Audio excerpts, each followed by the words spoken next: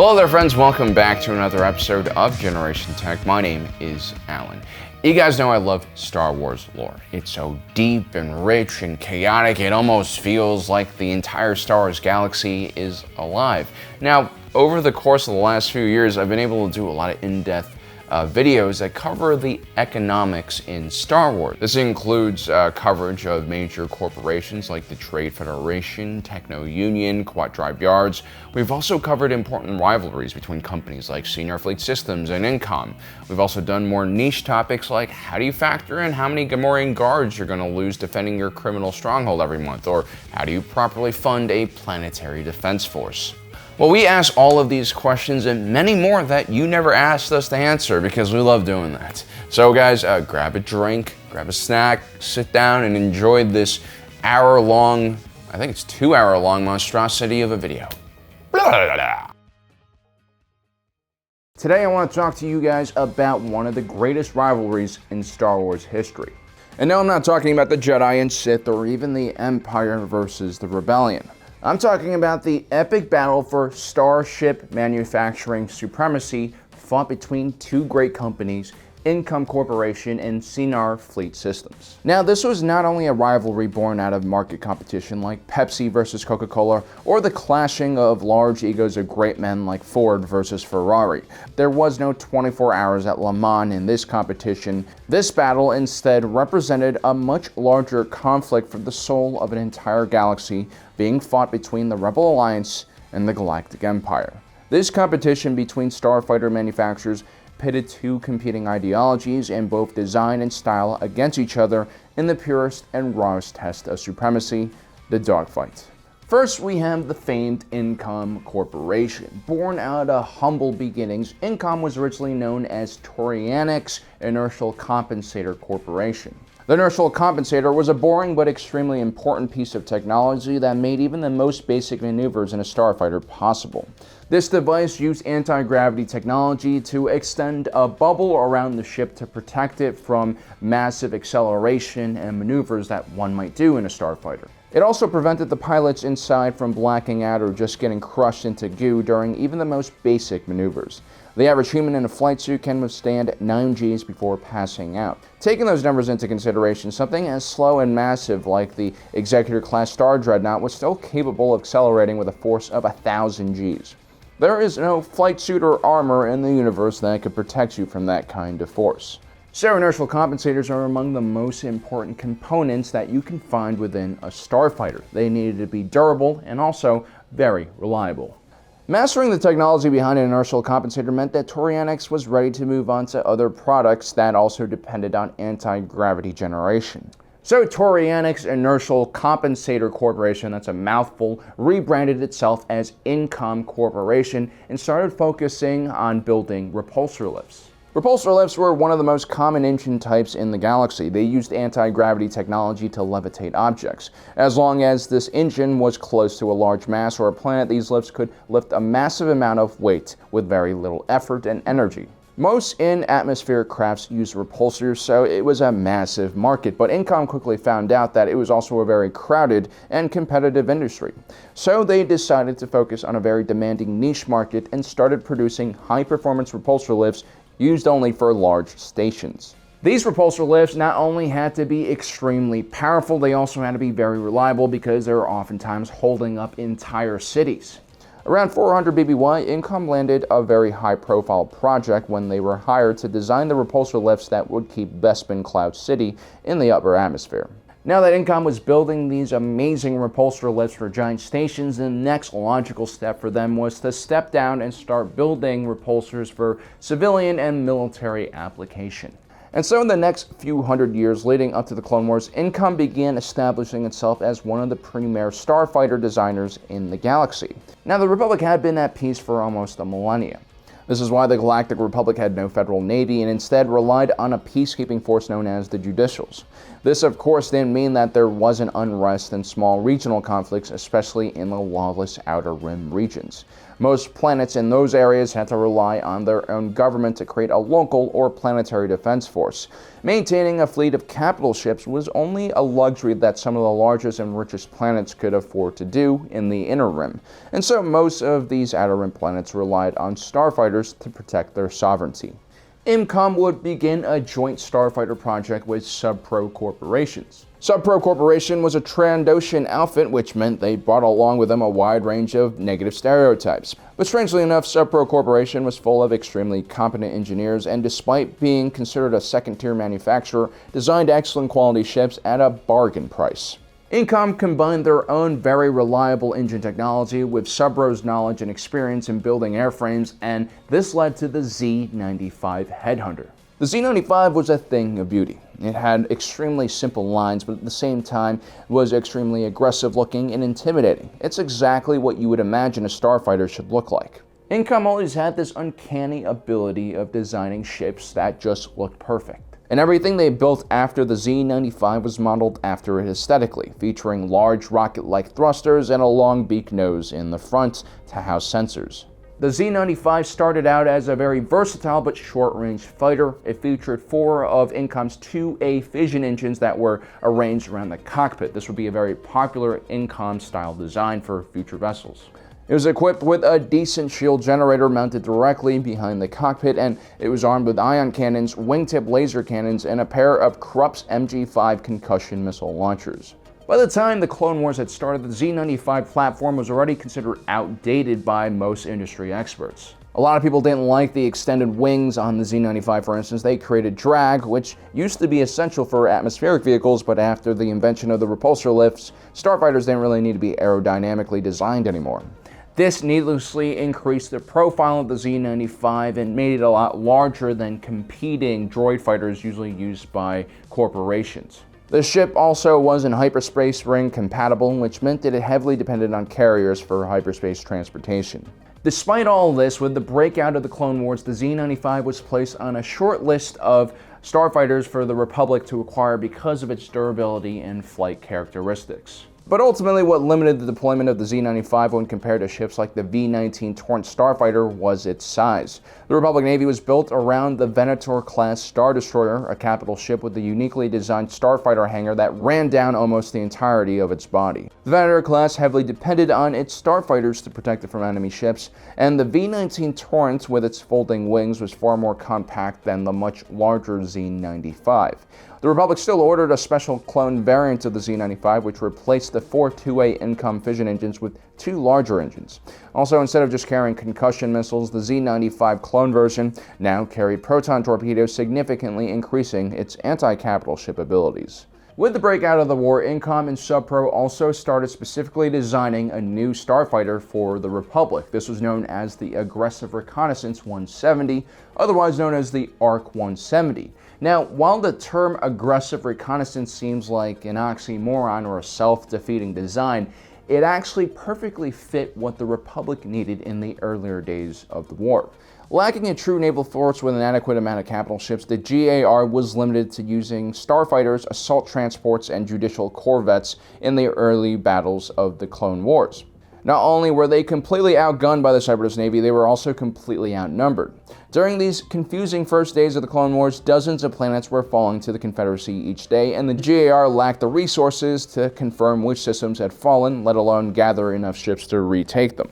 The idea behind an aggressive reconnaissance platform was to design a ship that could be self-sufficient for quite a long period of time and, more importantly, travel through hyperspace independently. The resulting ARC 170 was a heavy-duty starfighter. It featured a 3-man crew, a pilot gunner, and a co-pilot for longer missions, along with an astromech. The gunner would man a rear turret armed with a double laser cannon. The ship also featured a proton torpedo launcher, along with 2 wingtip medium laser cannons, which meant that it could do a massive amount of damage against larger shielded ships. It's also one of the first Republic ships to feature a hyperdrive, and it was rated at an impressive Class 1.5. The ARC 170 was terrific at its main job, which usually meant jumping into potentially dangerous systems, scattering them out, and then trying to survive the journey back home. But it actually fared poorly in your standard chaotic dogfight, which were actually quite common during the Clone Wars. The ARC-170 was just too over-designed and engineered, which meant that it was way too slow and heavy when compared to the much smaller and lighter droid fighters being fielded by the Confederacy. And while the ARC-170's massive wingtip laser cannons could take out any snub fighter with one shot, it cycled way too slowly to allow it to be effective in a dogfight. During the Battle of Coruscant, the ARC-170 suffered massive casualties compared to the much smaller and cheaper single-seat fighters being deployed by the GAR. The lessons learned from the Battle of Coruscant would completely shake up Republic starfighter doctrine. For the rest of the war, the Republic Navy would focus its resources on purchasing smaller single-pilot fighters rather than the larger ARC-170s. During the Clone Wars, Republic Senior Systems was one of the premier manufacturers of dropships and transport vessels, and also produced engines along with small arms. The company was founded by a Senior family thousands of years before the Clone Wars, and like many family-run legacy companies, it was inflexible and weighed down by tradition. As a result, Republic Senior Systems was one of many corporations that failed towards the end of the Clone Wars and was purchased at a very cheap price by the intergalactic banking clan, which itself had fallen under the control and influence of Supreme Chancellor Palpatine. This was no coincidence, of course, and all a part of Palpatine's plan to seize control of the galaxy's military-industrial complex in preparation for creating his new Imperial military. Republic Senior Systems would eventually be restructured into Senior Fleet Systems, and Wraith Senior, the Senior family, would eventually take over all operations. Wraith Senior happened to be a very close friend to Wilhuff Tarkin and also Chancellor Palpatine. Wraith was a no-nonsense ship designer and engineer who focused on the production side of the business rather than marketing and branding. Building on lessons learned during the Clone Wars, Wraith Senior was tasked with building a versatile fighter that could replace the dozens of different fighters being utilized by the Republic during the war. During the Clone Wars, Senior had personally focused on designing luxury yachts and prototype military ships for wealthy clients. He would take inspiration from one of those ships known as the Scimitar, a stealth yacht he had built for Darth Maul, which featured two large vertical wings. This would eventually evolve into the prototype for the TIE Fighter line. What made the TIE Fighter so special was its ion engine. At the time, it was considered one of the most precisely manufactured propulsion systems in the galaxy. It had almost no moving parts and required very little maintenance. The TIE Fighter also lacked shields, a hyperdrive, and life support system along with heavier weapons, but this was all a part of Palpatine's grand strategy. At the time, there were two main prevailing schools of thought when it came to starfighter doctrine. The first strategy involved designing your fleet around capital ships and carriers. The idea was to put all of your research and funds on fielding the best ships of the line that you could possibly make, meaning the latest shields, weapons, systems, and maximum armor and size. In this school of thought, starfighters were seen almost as an auxiliary force, one of the many weapons on board of a battleship. Starfighters were usually reserved for short-range interception and patrolling. This, of course, was the route the Empire was going to take. The Tarkin Doctrine further made it necessary to inspire fear in the masses in order to assure stability, something that a massive ship did far better than a starfighter ever would. On top of that, the simplicity of the TIE Fighter made it much harder for the Imperial pilots to defect and escape their posts. The second starfighter strategy involved designing your fleet around more complex and capable starfighters that are able to carry out a wide range of combat missions without any support from larger ships. Capital ships in this fleet are not designed for short-range exchanges of fire with other ships. Instead, they rely on good intel and early detection so that they can preemptively launch their starfighters to screen them from other enemy capital ships. Incom throughout the Clone Wars seemed to heavily invest in this second strategy despite losing a considerable amount of their market share after the Battle of Coruscant. Like Republic Senior Systems, it would encounter financial problems with the end of the Clone Wars and would eventually be nationalized by the Galactic Empire around 1 BBY. By that time, Incom had developed a very independently minded work culture, and a large percentage of the design and engineering staff defected secretly to aid the growing Rebel Alliance. The Empire tried their best to round up all of these former Incom staff members, but they were too late to stop them from donating the prototype T-65 X-Wing platform to the Rebellion. The T-65 X-Wing was a balance between the Z-95's overly simple design and the ARC-170's overly complicated design. This single-seated fighter was well protected with shielding and armor, and also equipped with a hyperdrive, but light and nimble enough to dogfight against the much smaller TIE Fighter. A focus on protecting the pilot was important for the fledgling rebellion, which hardly had enough pilots to keep full fighter wings in operation. The T-65 was also quite simple to fly, and its control surfaces were partly modeled after their civilian atmospheric vehicle, the T-16 Skyhopper. This was actually a common ship for rural pilots in the outer rim of the galaxy, which also happened to be one of the primary recruiting areas for the Rebel Alliance in the earlier days of the war. The T-65 also retained the ARC-170's ability to quickly jump into hostile systems, deliver a payload of weapons, and then escape to safety. This would be one of the primary attack styles for the Rebellion until after their victory at Endor. All other fighters in the Rebel arsenal were also capable of a similar fleet, as the Rebel Alliance lacked larger carriers and capital ships. Head-to-head, the Incom T-65 X-Wing dominated the field against the senior TIE fighter line. Although Imperial pilots were usually better trained and better supported, the lack of shielding on the TIE fighter proved to be a huge problem. The X-Wing would play a key part in many early Rebel victories, and the Empire was way too slow to react to the disadvantages that the TIE fighter had against the X-Wing. Senior would eventually release the TIE Interceptor in an attempt to even the playing field, but it wasn't until Grand Admiral Thrawn personally designed the TIE Defender that the Empire truly had an answer to the X-Wing. But the TIE Fighter program was ultimately too expensive and competed against the Death Star for funding. The Empire ended up never building enough defenders to turn the tide of the war. So that's the story of Incom versus Senior, and it's one of the background stories that you might not have heard of, but it's actually quite important to the outcome of the overall galactic civil war. It's also interesting how much these companies kind of reflected the ideologies of the governments or factions they were representing. Anyway, let me know what you think about this battle between these two companies in the comment section below. Do you want to see more coverage on the various corporations in the Star Wars universe? Let me know. Darth Sidious's rise to power was the result of a cunning strategy deployed by the Sith more than 1,000 years before his time.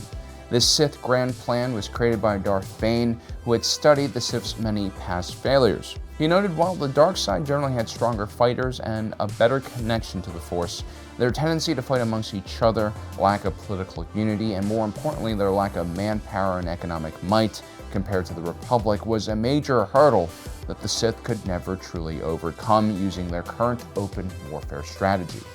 And so the following story would play out throughout Sith history over and over. The Sith Empire would strike out against the outer rim of the Republic, and there would be many short-term battlefield victories by Sith forces. But once the true scale of the Sith threat awakened the Republic's political and then economic system, the Republic usually was able to outmanufacture and outnumber the Sith and drive them back to the outer rim. And so the Sith were able to win battles. They were able to cause massive amounts of damage and strike true fear into the hearts of their enemies, but they were never able to really hold on to large swaths of Republic space for long periods of time. Darth Bane's strategy was to have the Sith return to the shadows and greatly reduce their numbers to just a master and an apprentice. Without numbers on their sides, without entire armies and fleets, Darth Bane hoped that the Sith would come up with more cunning and alternative strategies to take over the Republic. Fast forward several hundred years and we see a very different Sith order. This new rule of two has forced every Sith Lord to hide their true identity behind public personas. But unlike the Sith of old, these new age darkside users weren't warriors or warlocks or some other type of Sith stereotype. Most of these individuals were what I would call a Sith capitalist. Now I know associating Sith and capitalism together in the same sentence makes it seem like I'm calling capitalism evil, and that is very far from my intention in this video. I believe that capitalism is the most efficient and natural economic system available to the human race, and it pushes us to be our best and also our worst. The story I'm about to tell you about the Sith capitalist is not a condemnation of capitalism. It is really just a warning of what happens when a system like this has no checks and balances to protect us from malicious actors.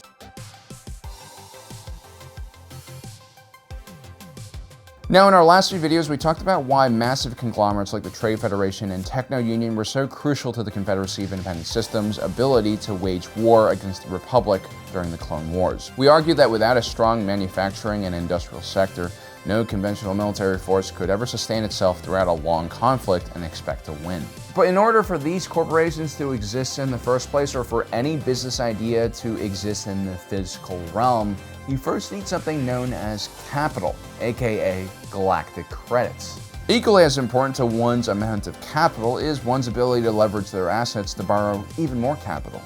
Capitalism's biggest strength is that it's very efficient at moving capital around to individuals who are trying to create new businesses or new products. This is why in our own world, having rich natural resources and assets aren't the only important thing for a country to have. You also want to be in good standing, both politically and economically, with global financial institutions like the IMF. This way you can borrow money for infrastructure projects or money to upgrade and develop certain industries to greatly improve the livelihoods of your people. But if you're, say, Iran and have severely pissed off many other countries who have sway over the IMF, then getting a loan will be increasingly difficult for you. Israel, which is about a tenth the size of Iran from a population standpoint, has a very similar sized economy. They're able to do this because they are politically aligned with the powers that are in control of the IMF, but more importantly, they're known as a startup nation. That is, they have more startups per capita than any other country in the world. The ability to borrow is what makes capitalism so powerful. If we're only limited to the funds that we could gather ourselves, massive projects like the orbital shipyard of Kuat or Cloud City on Bespin would have never been possible.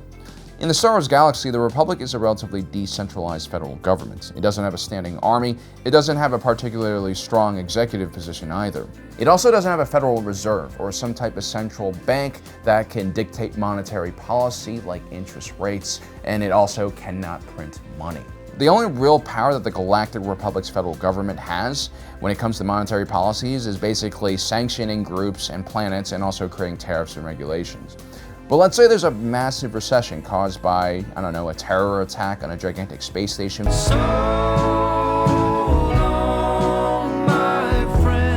Which is funded and backed by many major banking institutions that are now about to collapse because the space station is gone. Or maybe the Blue Shadow virus has gone airborne and shut down commerce and travel all across the galaxy. In both of these scenarios, the Republic would be helpless by itself. It wouldn't be able to raise money or print more money in order to bail out the banks or bail out private citizens who just need some money for, I don't know, blue milk and bantha meat. This would lead to very, very severe consequences and loss of life. This is why the United States had to bail out the very banks responsible for engineering the subprime mortgage crisis during the 2008 recession. Even though it was clearly the bank's greed and investment in completely bullshit products that led us to this point, without the banks, you can't move around capital. And if you can't move around capital, businesses will fail, people will lose their jobs, and people will lose their homes. And you'll have something as bad as the Great Depression from the 1930s happen again. So where does capital come from in Star Wars? Who controls how much credit gets printed? Well, believe it or not, it's actually the privately owned intergalactic banking clan. They are to the banking industry what the Trade Federation is to shipping and what the Techno Union is to manufacturing. It's actually the immense wealth of the planet of Unilis and the various assets and holdings of the IGBC that guarantees the Republic credit. And so the federal government doesn't even guarantee its own currency. You see, long ago during the Old Republic era, the federal government did actually back their own currency with the Rhodium Standard. This was similar to how the US dollar was tied to the gold standard before Nixon. The Galactic Republic would eventually move away from the Rhodium Standard and partner with the Intergalactic Banking Clan and the Bank of the Core. Together, these banks would back a new credit currency that would allow the Republic to pay for rapid expansion out of the core region. Now, the IGBC has long been a developmental bank that basically worked in the Outer Rim. Banks like this are supposed to provide funds for economic development. In a best-case scenario, developmental banks fill the vacuum in environments that lack federal funding for the development of infrastructure, which was definitely the case in the Outer Rim. But what made the IGBC so different from its competitors was just how ruthless and predatory it could be. Not only were they collecting interest on loans, the IGBC would sometimes purposely give very risky and unpayable loans to individuals with the sole intention to seize their assets after they defaulted. The IGBC actually had an entire line of starships and droid security forces specially created for its assets collections division. The IG-100 Magna Guard droid, for instance, was one of their products and more than paid for itself by scaring the piss out of debtors. By the time the IGBC became the sole guarantor of the galactic currency, their power obviously would balloon out of control, and what few checks and balances placed on them by the weakening central government were clearly not enough to control them. One of the reasons this happened was because the chancellor position would change frequently with term limits, but the head of the IGBC usually remained in power for multiple decades and multiple chancellor terms. This allowed the head of the banks to create more long-term strategies that could create a more pleasant operating environment for the banks.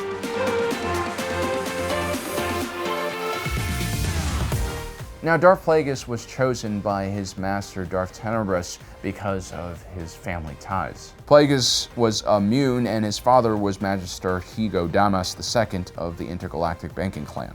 This was actually the Sith's first opportunity to get their hands in on one of the most powerful financial institutions in the entire galaxy. Darth Plagueis, like most Sith, had some father issues. He ends up killing his dad, and then slowly begins crawling up the corporate ladder at IGBC. At a relatively young age, Darth Sidious would become the director of the Treasury branch of the intergalactic banking clan. Darth Plagueis would never become the chairman of the IGBC. He saw it as far too visible of a position to be seen in for a Sith. Instead, he would cultivate the young Sandhill for the position. He was the son of one of his former employees at his other business called Damask Holdings. Sandhill would be groomed for the IGBC chair position and would basically do anything that Darth Plagueis and the Sith wanted him to do in the future.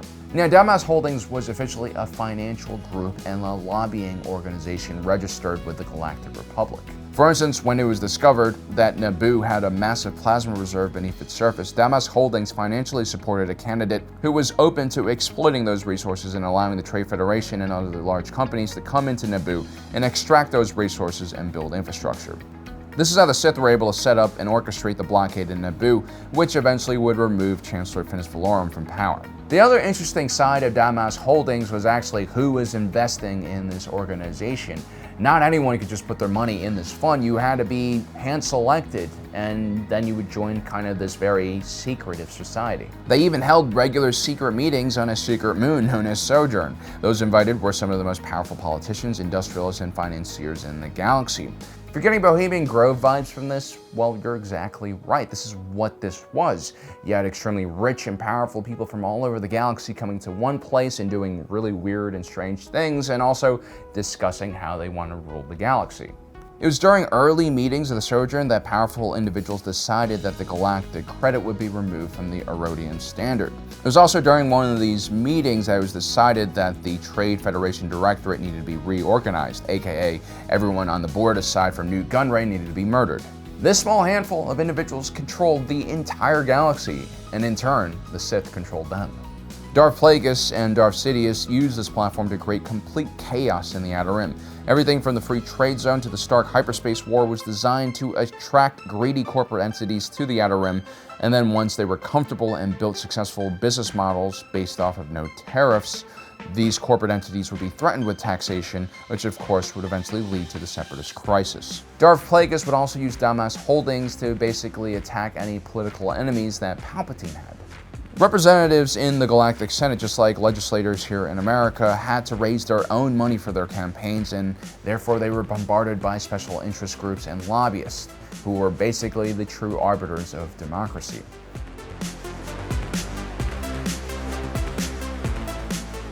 Now, the creation of the Clone Army and Droid Army were two massive projects. The Jedi and Republic should have been suspicious of both armies simultaneously appearing. Where did all the money for these military forces come from in the first place? Well, the initial payment for the Clone Army came from Darth Plagueis. But once the Clone Army was up and running, maintenance costs ballooned and went out of control. Sure, you don't have to pay genetically engineered slave soldiers, but their tanks, weapons, shelter, and food all cost a lot of credits. The Galactic Republic also had been operating for 1,000 years without a military, and therefore without a military budget. By 21 BBY, the Galactic Senate was forced to approve the Republic Financial Reform Bill. This opened new lines of credit for the central government from the IGBC, allowing them to borrow more money to further fund the war effort. It's kind of similar to the way the United States raises its debt ceiling almost every year now in order to continue funding the government. In both cases, this is a reform to self-imposed restrictions that in theory are supposed to create more fiscal responsibility and discipline. But with the IGBC, it gets a little complicated because the Republic is borrowing money from a bank that is also giving money and probably backing the currency of the Confederacy of Independent Systems as well. It was also well known that IGBC funding was going towards the creation of weapons that were being used against the Republic. But the Republic once again showed that they lacked negotiating power in this relationship, or so it seems. Well, you guys remember Sam Hill? Well, now he's the chairman of the IGBC, and he clearly is in the pocket of the Sith. By the end of the Clone Wars, the IGBC's neutrality was heavily under question. They were clearly supplying droids and security forces of the CIS. A Republic inspection team had traced a captured Hailfire tank from the Battle of Geonosis all the way back to the IGBC's armory.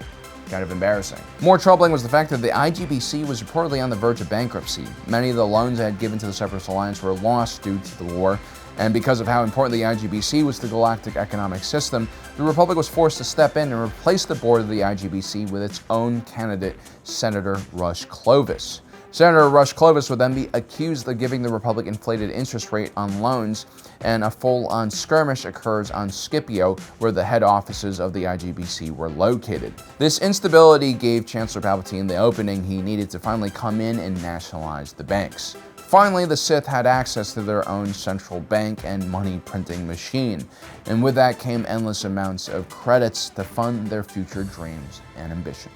I mean, the Sith Grand Plan had a lot of different moving parts, and we've talked about the other parts in previous videos, but really it was the financial institutions that were the most important. By using capitalism and the greed of a few select corporations, Darth Sidious was able to create crisis and then take over when everyone was terrified and afraid.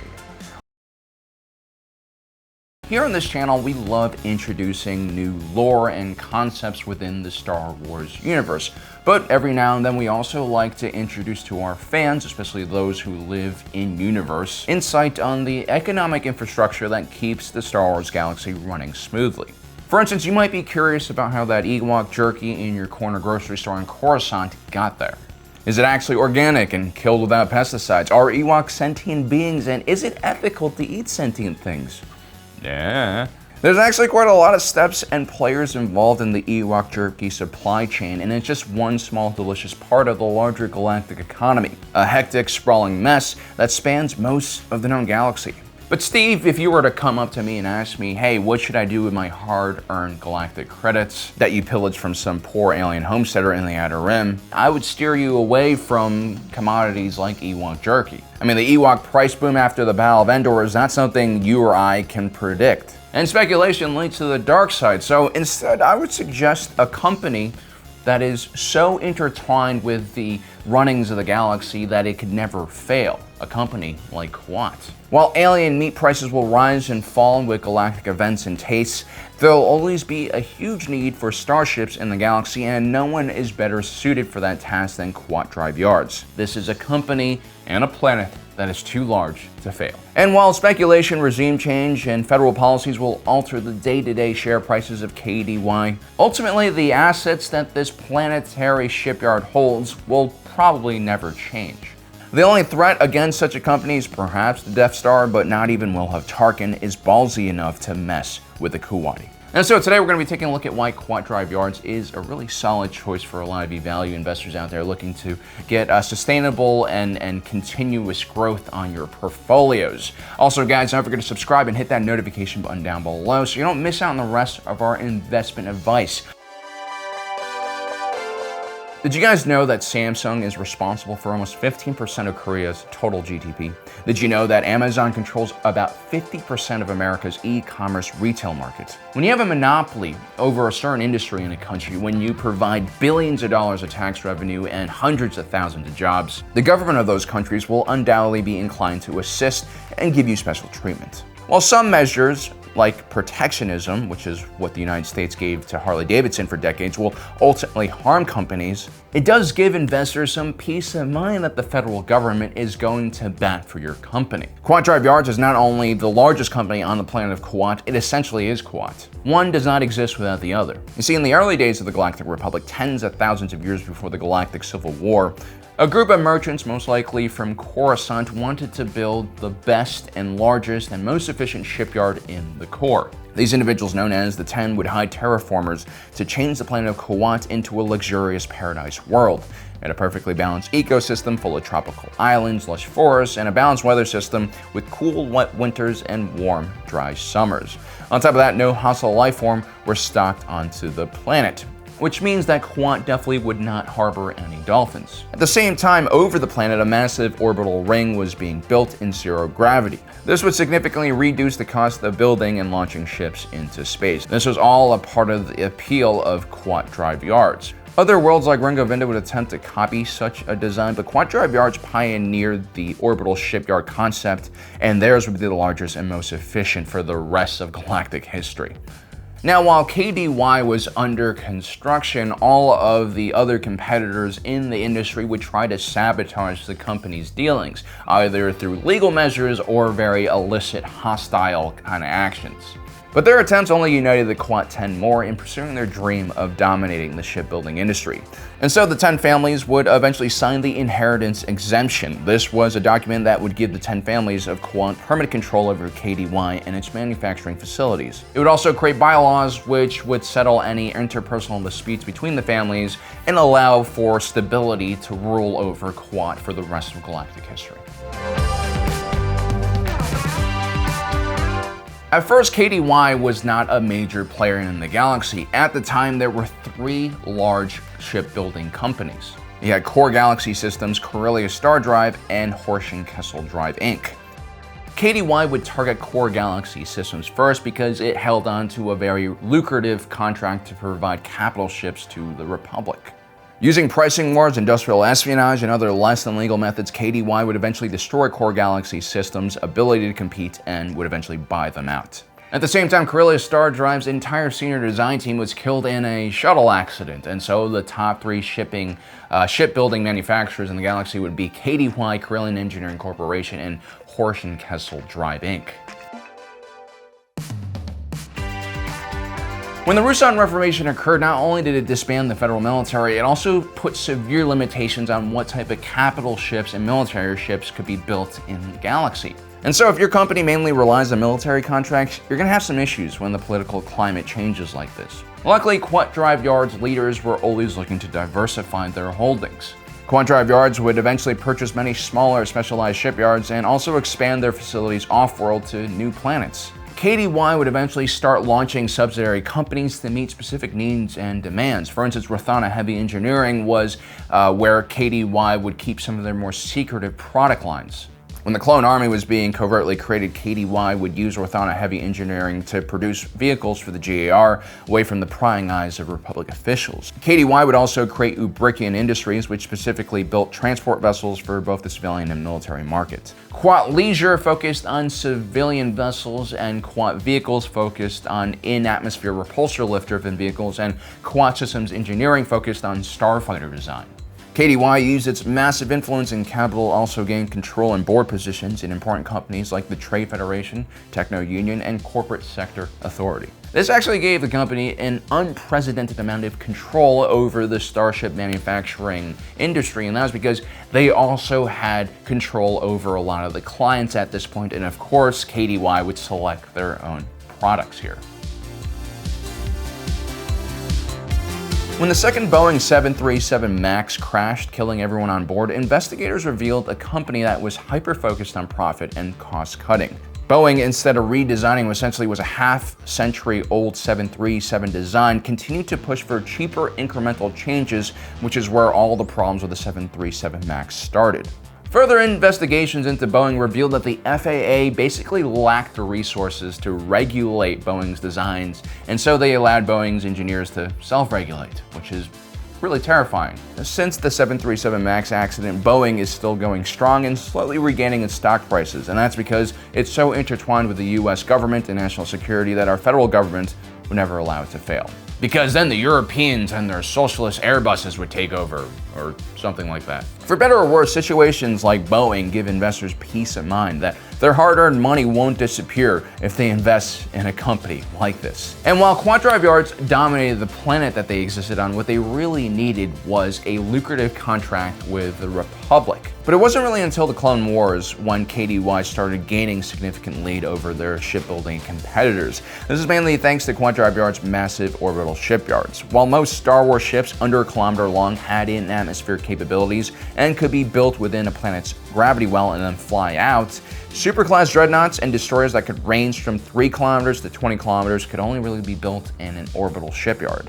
And Kuat Drive Yards, as we mentioned before, had the biggest and best facilities in the galaxy. And so they began creating massive ships for their own defense fleet, like the Manticore-class Star Dreadnought. KDY's main competitor at this point, Rendeli's Star Drive, was only capable of creating much smaller ships like the Dreadnought-class cruiser. And so with the outbreak of the Clone Wars, KDY essentially took over all of the Clone Army's contracts. They would be responsible for the Venator-class Star Destroyer, Archidans-class light cruiser, and the Pelta-class frigate.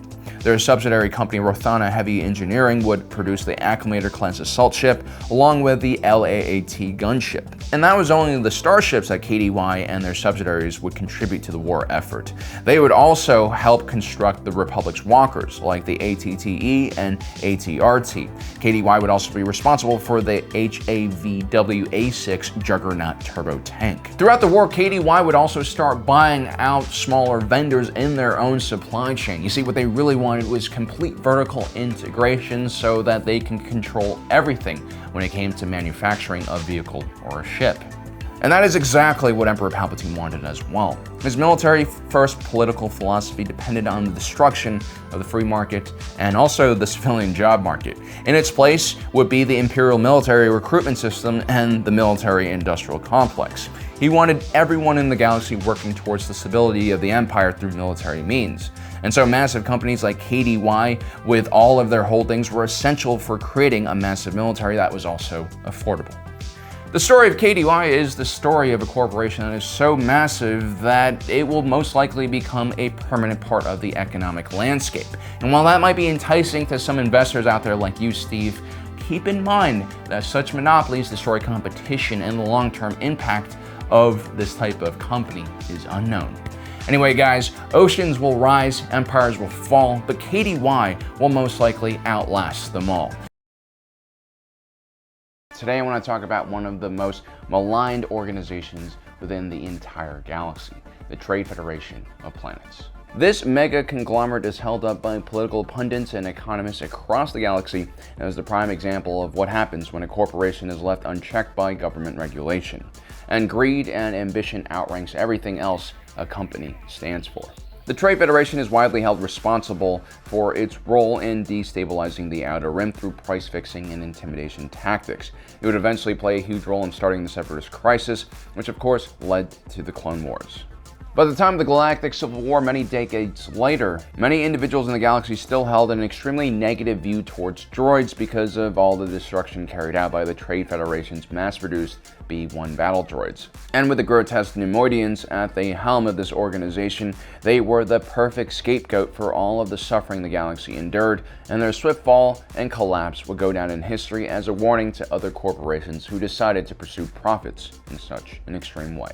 But how did we get to this point? How did the Trade Federation amass so much power so quickly with such bad intentions? Well, most corporations start out small, manageable, and almost as blank slates.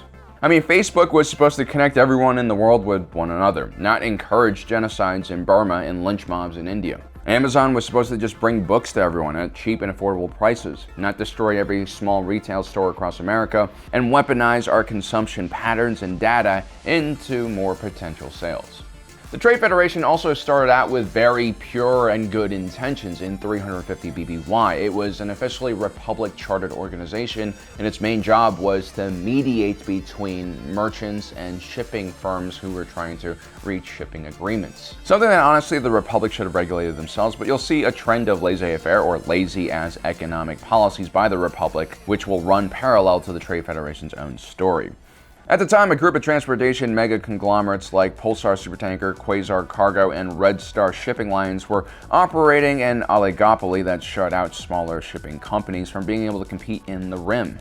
They did this by refusing to share navigational data and by hoarding hyperspace lane information all for themselves. At the same time, they priced out competitors at most of the major spaceports, making docking fees inaccessible to smaller operators. These companies could afford to do these things because of the massive scale of shipping they handled and the tiny profit margins and high risk that naturally accompanied the industry. Not only did this limit choices for consumers, these large shipping companies usually passed on the cost of maintaining their oligopoly to the consumers as well. Overall, it was an extremely negative system that encouraged smuggling and black market practices. But then came the Trade Federation, which was ruled by a directorate of 7 individuals from vastly different backgrounds and different species. These individuals were supposed to break the stranglehold that the shipping conglomerates had over all traffic between the Rim and the core worlds. The Trade Federation did this by organizing vendors into large groups so they had much more negotiation power against the shipping companies. But eventually the Trade Federation realized that they had enough businesses and vendors working with them to actually build a client base of their own. And so they gathered funding from investors and went to Horsch and Kessel Drive, one of the largest shipbuilders in the galaxy, and commissioned a fleet of LH-3210 cargo freighters, otherwise known as the Lucrehulk freighter. More than 3 kilometers in diameter, these ships had massive amounts of interior storage space, much more than anything else available in the galaxy at the time. This placed the Trade Federation in a very unique position.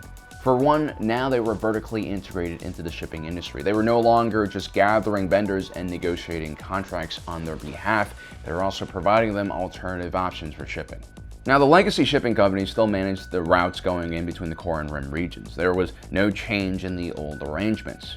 But the Trade Federation with their massive ships were perfectly suited for shipments of raw resources from the Outer Rim to the foundries and manufacturing worlds closer to the core. Now, this was during the High Republic period, where Chancellor Lina Soh was constructing her great works, and the Jedi Order was bringing the Starlight Beacon space station online in the Outer Rim. The Republic was supposed to finally fulfill its promise of bringing stable communications, hyperspace lane security, and economic prosperity to this region of the galaxy, something that the sparsely populated Outer Rim did not have the resources and capability to do itself. What they needed was Republic investment and, more importantly, security, because as long as bandits and pirate gangs like the Nile were roaming around ransacking everything, no one wanted to invest their hard-earned money into these areas. And without corporate investors, there would be no jobs, and if there were no jobs, no people would come and live there. This is basically the same problem that has plagued this region of space since the beginning of time. But where everyone else saw danger, the Trade Federation saw opportunity and new markets for exploitation. The Republic at this point was basically begging companies like the Trade Federation to set up operations out there and develop infrastructure like warehouses, shipyards, and retail outlets. During this period of time, many individuals within the Republic saw the Trade Federation as a positive force for good.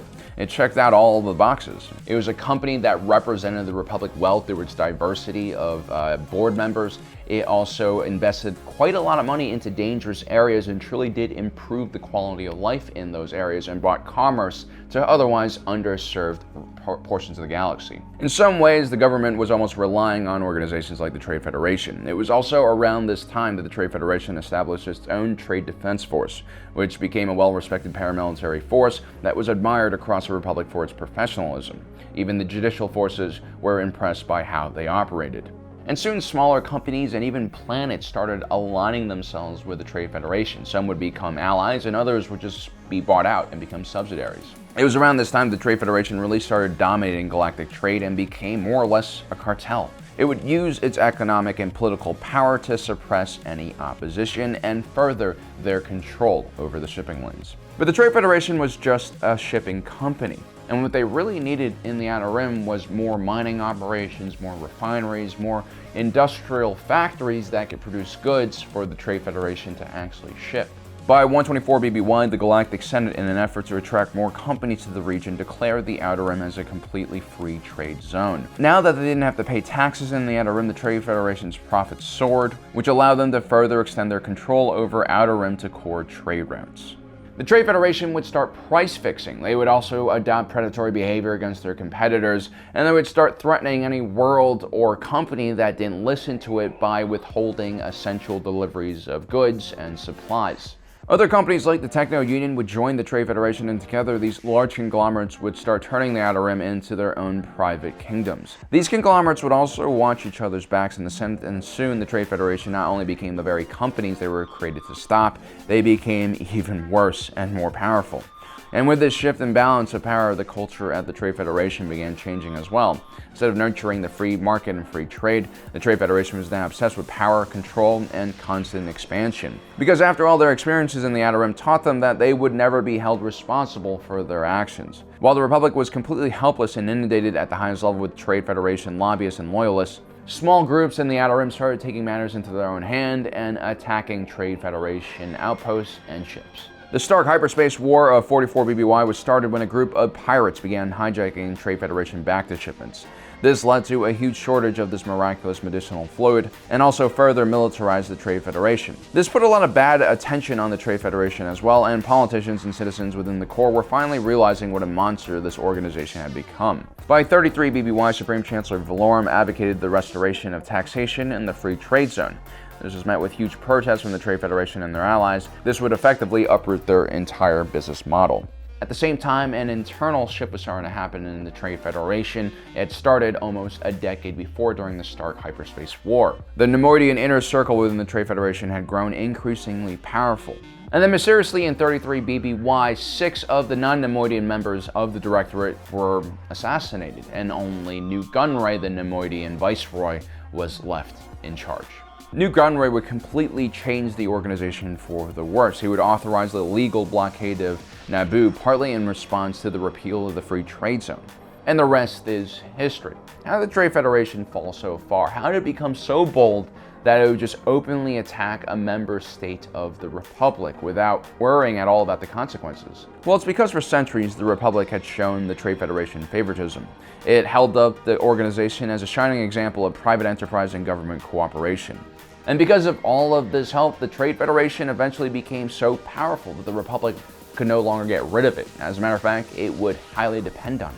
And without checks and balances and an addiction to expansion, the Trade Federation eventually engineered their own fall by putting individuals who were kind of crazy, like Newt Gunray, in positions of power. The Trade Federation is a cautionary tale about what happens when the government gets way too close and almost starts depending on a corporation. You really need to approach regulation in a very balanced measure in order to ensure proper growth, but also long-term sustainable growth, which obviously the Trade Federation was not designed to create.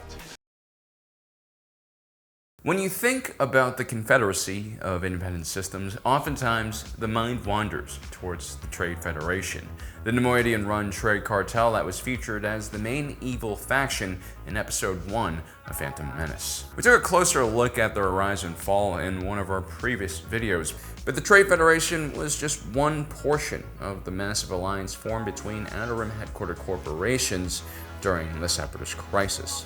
Their main role during the war was actually to just field a massive navy, which they already had access to as one of the premier shipping companies in the world. It's as if Amazon joined a confederacy that is trying to break away from the United States, but instead of building armored vehicles, they just put armored plating and sandbags on those silent and deadly Rivian delivery trucks. And then for the employee/cannon fodder, they'll change the point system so that every kill you get gives you more points towards your quota. And if you don't meet the quota, well, that little tiny chip in your head that they implanted there when you thought you were resting in those wellness chambers explodes. Anyway, the Trade Federation didn't have many living employees that they harvested from the dead remains of smaller retail competitors they destroyed. Instead, they had millions upon millions of battle droids, vehicles stored in their massive freighters, which they used to enforce their will. All of which came from one of the largest corporations in the entire galaxy, the Techno Union. Most people, when they hear the word Techno Union, probably think about Techno Gumby Tambor and his malfunctioning EQ knobs. But hidden behind this comically inept individual is one of the largest industrial manufacturing conglomerates in the entire galaxy, Without them, the CIS might have never broken away from the Republic in the first place.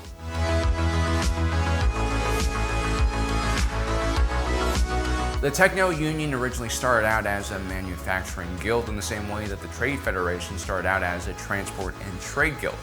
The idea behind such guilds was quite simple: group together like-minded corporations and fight larger mega conglomerates who have monopolies over certain sections of the industry, and also lobby for a more friendly business environment for your industry. The Trade Federation and Techno Union were not just similar by accident, of course. The foreman or leader of the Techno Union, Kuat actually modeled his own organization's ascension after tactics used by the Trade Federation and maintained close relationships with the company. He used the goodwill that his industry generated by developing the Outer Rim and bringing manufacturing jobs to the area, and leveraged that into political capital. Eventually, the Techno Union would get a seat of their own in the Galactic Senate. We have to remember that for a corporation to get their own seat was a huge deal. I mean, most member states didn't even get direct representation. They usually had to share a representative with an entire sector or region of the galaxy. Imagine if you, say, lived in North Dakota, but because of a lack of population and economic value to the nation, your representative in the national legislature also represented Montana, South Dakota, Wyoming, and Idaho. These are all pretty different states with very different needs. But then you see a company like Amazon or Facebook get their own representative because their contribution to the national GDP is far more significant. I'm sure you'd be pretty upset about that. On top of that, Kuat, like Newt Gunray, filled the higher echelons of the Techno Union with his fellow Skakoans. Although unlike the Nemoidians, the Skakoans didn't murder everyone on the board, they just used very aggressive business tactics and acquired a lot more assets, bringing worth to this organization. As the Outer Rim began to flourish from an economic standpoint, mainly thanks to the efforts of the Trade Federation's fleet and the Techno Union's manufacturing and raw resource mining operations, the Republic attempted to regulate the region once again. One of the concessions made to the Techno Union in exchange for accepting new regulations and tariffs in the Outer Rim was to allow this company to essentially raise their own military and protect their own assets.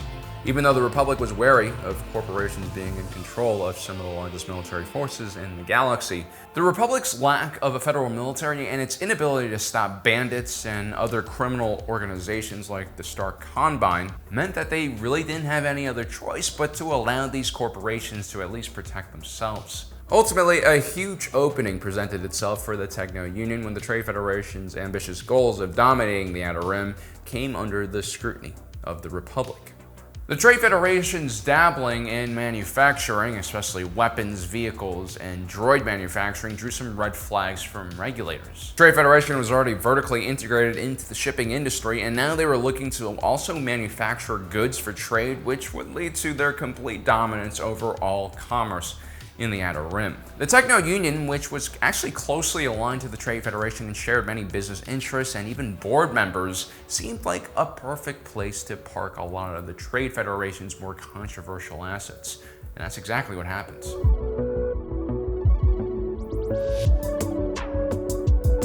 So let's talk about all of the Techno Union's holdings throughout their history. It's actually kind of ridiculous. The company starts off by purchasing the lava planet of Mustafar 300 years before the Clone Wars started. They made a killing off of mining precious gems and metals, along with some more mundane industrial materials. Soon after, the Techno Union would acquire 4 roast shipyards and add it to their portfolio. The Skakoan would eventually take over the Techno Union, as we mentioned before, as the dominant species running all operations. The Skakoans were an interesting race. They evolved on a methane-rich world and required pressure suits and methane rebreathers to sustain their life outside of their own planet. This meant it was very difficult for this species to integrate with the rest of the galaxy. They became heavily reliant on technology in order to survive off their homeworld, and would view technological development as key to their species' success and survival. And so the Skakoans would naturally fund many R&D labs on their home planet. And at the same time, they would aggressively pursue manufacturing companies and also R&D companies. One of the first major corporations they took over was Bactoid Industries, a Geonosian heavy industry manufacturing company that utilized its own workers and drones for cheap labor. Bactoid Industries had 2 major divisions, Bactoid Armor Workshop and Bactoid Combat Automata. Bactoid Armor Workshop produced all sorts of vehicles for the civilian and military market, ranging from tanks to starships. They would supply the B-1 battle droid with the E-5 blaster. They also made larger combat droid vehicles like the DSD-1 Dwarf Spider Droid and the OG-9 Homing Spider Droid, along with the armored assault tank, multi-troop transport, single trooper aerial platform, and even the Hyena-class droid bomber and Rogue-class Porax 38 starfighter. Before the Battle of Naboo occurs, Bactoid Armor Workshop was a blue-chip stock and held by a lot of institutional investors. Their involvement, however, in the illegal blockade in Naboo, where their armored assault tank played a very visible role, led to the Trade Federation distancing itself from the company and also individuals like Newt Gunray. Eventually, Bactoid Armored Workshop would have to be disbanded, and then its assets would be secretly loaded onto Bactoid Combat Automata's portfolio. Watson Bohr at the time was not only the foreman of the Techno Union, he was also an executive for Bactoid Armor Workshop. He would be heavily involved in the dissolvement of Bactoid Armor Workshop facilities in the Inner Rim and Core and help move those facilities to the Outer Rim. The other wing of Bactoid Industries was Bactoid Combat Automata. This was privately owned and more or less kept a secret from outsiders. And the Outer Rim was a terrific place to hide illicit companies manufacturing illicit goods. Bactoid Combat Automata's primary business was the creation of battle droids. This included everything from the B-1 battle droid to the B-2 super battle droid and also the BX series commando droid. The Techno Union would also purchase Hardshell Engineering, which was a small ship manufacturer. They built ships for the CIS Navy like the Vulture droid, Cephalid class transport shuttle, and the C-9979 landing craft. They also produced the IG-227 Hailfire class droid tank. They're also the owners of Colicoid Creations, one of the most terrifying manufacturers of deadly droids. They would produce the Droideka after their own insectoid image and also produce other nightmares like the Droid Tri-Fighter, the Droch class boarding ship, the Pistoeka sabotage droid, otherwise known as the Buzz droid, and the Trident class assault ship. Now, so far we've only mentioned Techno Union holdings that produce ships for the Confederacy of Independent Systems, but the Clone Wars was very much like a wet dream for all military industrialists. Because of the corruption and lack of leverage that the Republic held over Outer Rim companies, most corporations, including the Techno Union, would play both sides of the war, profiting from the destruction of their products by other products they were selling the other side. Even though most senators in the Galactic Republic knew that this was happening, they couldn't really punish these companies because there was a major risk that they would just stop producing weapons for the Republic and then join the Confederacy of Independent Systems. The Techno Union also owned Mon Cala Shipyards, which was aligned with the Republic. This company would also later on supply the Rebellion with capital ships. Techno Union also owned Corellian Engineering Corporation. They supplied the Republic's only paramilitary force, the Judicial Department, with corvettes and light cruisers. The Techno Union was even associated with Kuat Drive Yards, who essentially produced everything from the Venator-class Star Destroyer to the Delta-7 Aethersprite. Their subsidiary Rothana Heavy Engineering produced the LAAT, the ATTE Walker, and the Acclimator-class assault ship. Kuat Drive Yards would secede from the Techno Union before the Clone Wars would start. The Techno Union even owned Blastech Industries, who supplied the majority of the firearms used by the Galactic Republic. But like KDY, Blastech would also leave the Techno Union before the start of the Clone Wars.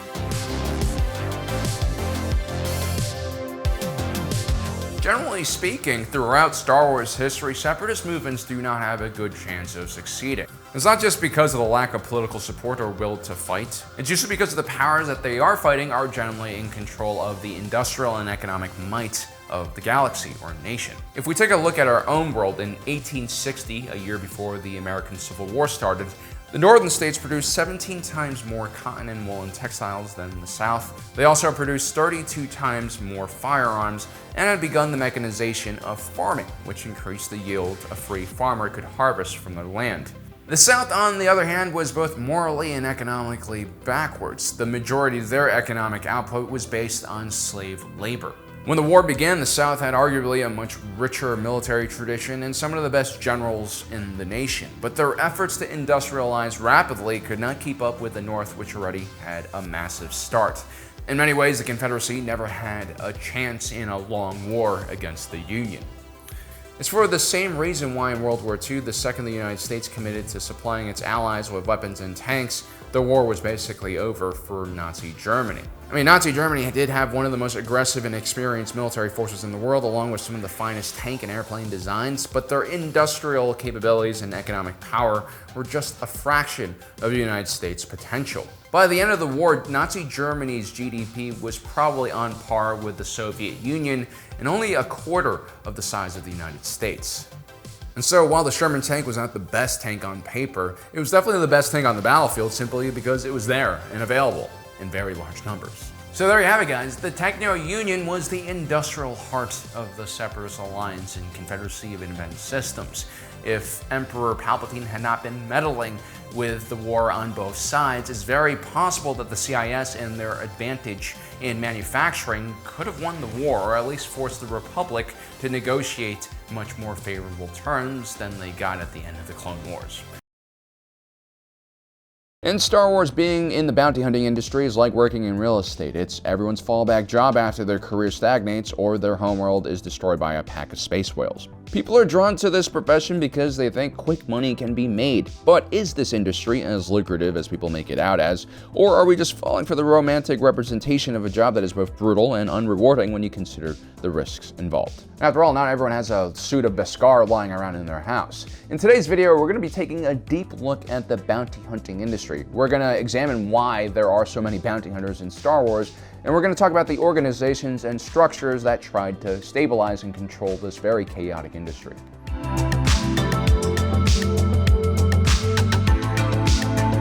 Do you guys remember like a few months back when there was that incident concerning those van life YouTubers and like a murder? Well, my first reaction was the van life is not that good and it should not be glamorized. I mean, it's ridiculous. Just ask people who actually live in vans. I am 35 years old.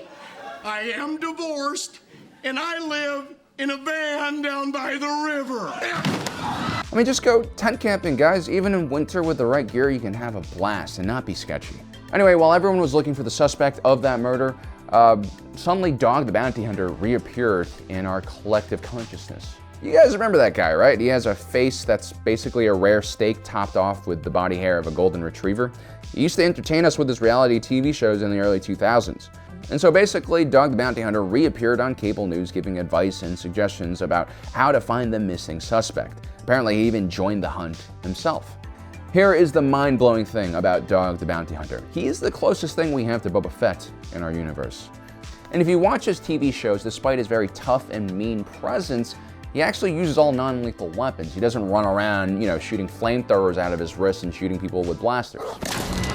And that's because bounty hunters in most modern countries here on Earth with functioning law enforcement at the local and federal level will be severely limited in the amount of force they can use to apprehend a suspect. Because ultimately, Dog the Bounty Hunter, despite how much he's given to society as Trailer Park Batman, is just a civilian. And while laws will vary on what kind of force a bounty hunter can use from state to state, Dog the Bounty Hunter won't be disintegrating anyone with a disruptor anytime soon. As a matter of fact, I'm pretty sure he can't even use a firearm because he's a convicted felon. That's because bounty hunters, like the rest of us, are only allowed to kill in specific circumstances that can be classified as self-defense, which also varies state to state.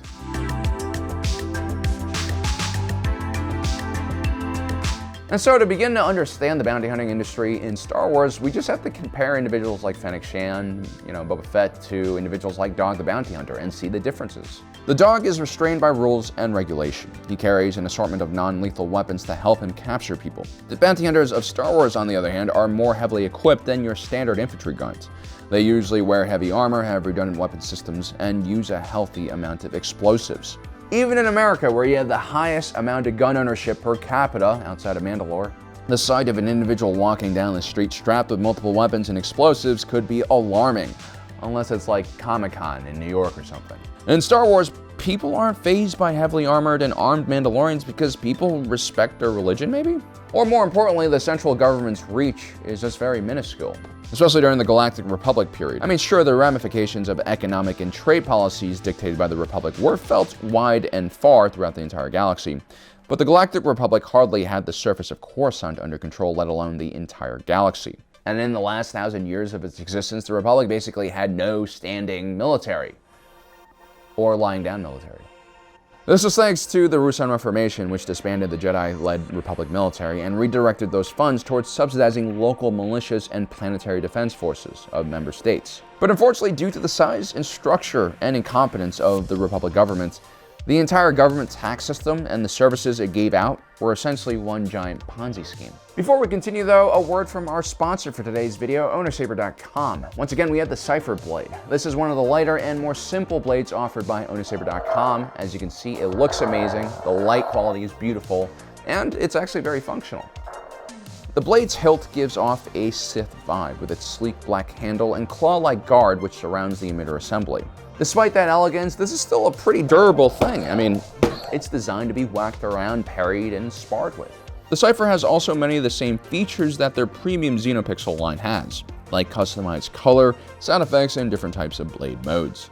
From now until February 28th, the Cypher Blade will be available for purchase for 30% off, and with our discount code MEOW, that's all caps, you'll get an additional 10% off.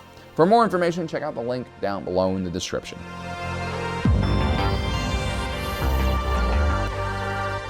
You see, entrance in the Republic was very difficult. Getting a seat in the Senate was nearly impossible and could take thousands of years of waiting. Most worlds didn't even have direct representation and instead had to share a representative with an entire sector or region. Which of course caused problems, like in the Kashyyyk sector, where the Wookiee senator from Kashyyyk also represented the Trandoshans, who liked to hunt Wookiees for sports.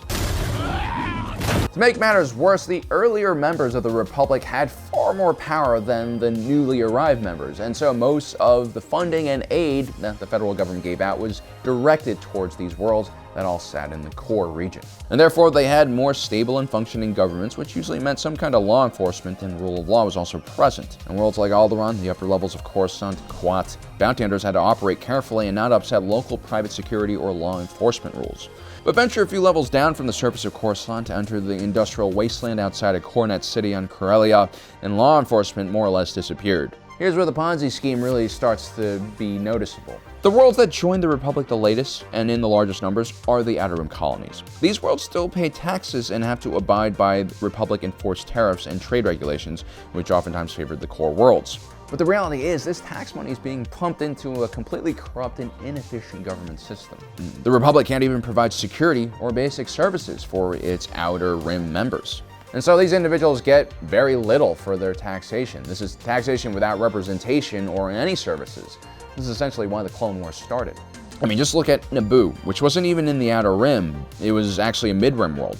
They were illegally blockaded by the Trade Federation, and the Republic just stood by watching because there wasn't enough political or economic pressure to force them into action. And so it's not surprising on worlds like Tatooine or in the Hutt space where people have to fend for themselves, when someone wrongs you or poses a threat, you have to go looking for armed gunmen for hire, if you're not willing to get your hands dirty yourself.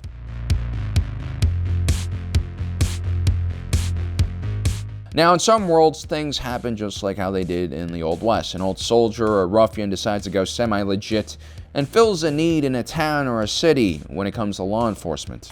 Or perhaps these bounty hunters will just take bounties from the local crime lords who actually rule these planets. It wasn't uncommon for individuals like Jabba the Hutt or the Pike Syndicate to have their own dossier of bounty hunters. These individuals worked as contractors, but generally preferred having one employer over a period of time for stability reasons. Also, in Star Wars, bounty hunters didn't just collect bounties. As a matter of fact, bounty hunter was just a term that was loosely associated with an armed gunman for hire.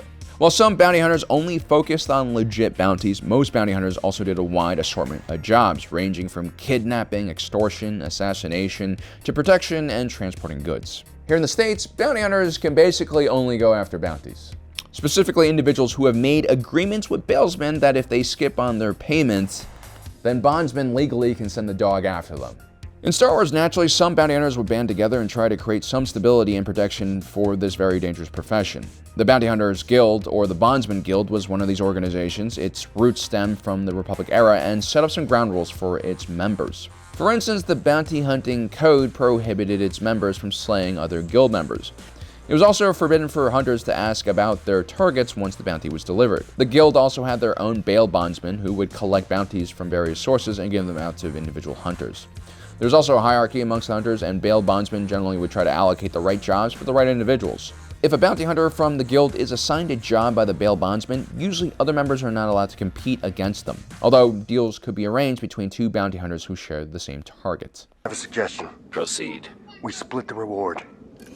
This is acceptable. These organizations, in theory, made bounty hunting as a profession a lot more stable and predictable. But the reality was, this was a profession that attracted some of the most dangerous and unhinged people in the galaxy. And the bounty hunting guild lacked any real power from controlling these types of loose cannons, like Relard Valance or even Dinjarin. Both individuals broke several bounty hunting guild codes and basically got away with it. The bounty hunting guild did represent a very serious attempt to standardize this dangerous profession. It was the bounty hunting guild that would standardize the use of holopucks for identifying targets, and they would also begin handing out tracking fobs, which made finding quarries much easier. In some ways, the bounty hunting guild's mentality and purpose mirrored the true Mandalorians, a group of Mandalorian mercenaries who were off-put by the behavior of some of the more degenerate members of their people, the Death Watch. The leader of the true Mandalorians, Jason Muriel, would start the Super Commando Codex, which set some ground rules on how Mandalorians took contracts and what their conduct on the battlefield would be like. The last few hundred years of the Galactic Republic were chaotic, and so the bounty hunting guild would grow naturally in this free market wherever it was needed. But the rise of the Empire gave way to a new type of governance, a dictatorship based on rigid control of society at almost every level. And while the Empire appeared very anti-crime and against chaos, that was only propaganda at the federal level. At the local level, the Empire did very little to get rid of crime. And that's because many local governors and mobs had no checks and balances and were essentially political appointees placed there indefinitely by Palpatine. And so we actually see increased cooperation between the Empire and criminal organization, leading to Imperial officers profiting from black market trade, drugs, and slaves. It also became very apparent that the Imperial military and Stormtrooper Corps was not very good at chasing down dangerous individuals. It was sort of the wrong tool for the job. It was like a sledgehammer where a scalpel was needed. And so bounty hunters quickly became one of the favorite tools of Imperial leaders. For one, bounties could be placed on high-level dissidents fighting against the Empire, and all you needed was some Imperial judge to write up some phony charges and a good reward, and that individual won't be able to show their face in public for some time. It worked so well that eventually the Empire would try to standardize the bounty hunting profession themselves. They would, of course, work with the bounty hunting guild as well. One move they made was the Imperial Office of Criminal Investigations would start handing out licenses, otherwise known as Imperial Peacekeeping Certificates, which would certify individuals to hunt for all official Imperial and bounty hunting guild targets. This also gave bounty hunters access to the Imperial Enforcement Data Corps. The Empire would also set up posting agencies and offices where bounties could be collected by guild members, and also that's where the Data Corps was usually accessed from. The Empire would even attempt to standardize the prices for a certain type of bounties. This was usually based on what type of crime they committed and whether they were wanted at the local, regional, or federal level. But even then, the standards weren't always followed. Jabba the Hutt, for instance, placed a bounty of around 224,000 credits for Han Solo after he lost that shipment of spice. But Luke only got a bounty of 60,000 credits after he destroyed the Death Star, killing millions of innocent Imperials. Then there's Leia Organa, who many saw as the figurehead of the earlier rebellion. She had a bounty of almost 10 million credits on her head. So as you can see, the presence of a robust and strong bounty hunting industry in your local area probably means that the government has neglected its security responsibilities. On this channel, we talk a lot about the Ruusan Reformation. It's one of the most important events in Star Wars history. After more than 1,000 years of continuous conflict in the galaxy, the Republic decided to completely demilitarize their federal government and also the Jedi Order. This was a really bold move, and that 1,000 years of conflict would eventually turn into 1,000 years of peace. But at the same time, the Galactic Republic was negating its one major responsibility, which was providing safety and security for the rest of the galaxy. There were preparations made, of course, before the Ruusan Reformation was enacted. The military would be gradually phased out. It didn't just all happen overnight. And as the federal military was slowly being defunded and broken apart, those funds would be redirected to planetary defense forces and local defense forces. Of course, these funds were inadequate to independently fund an entire PDF for most planets, and so it was really just the planets and regions that could afford or needed security that actually had more robust security forces on them. Today we'll be taking a look at a few different planetary defense forces. We'll break down what exactly their needs are and what they realistically can afford based on their political and economic situation. This will hopefully give you a better understanding of how PDFs were established and maintained.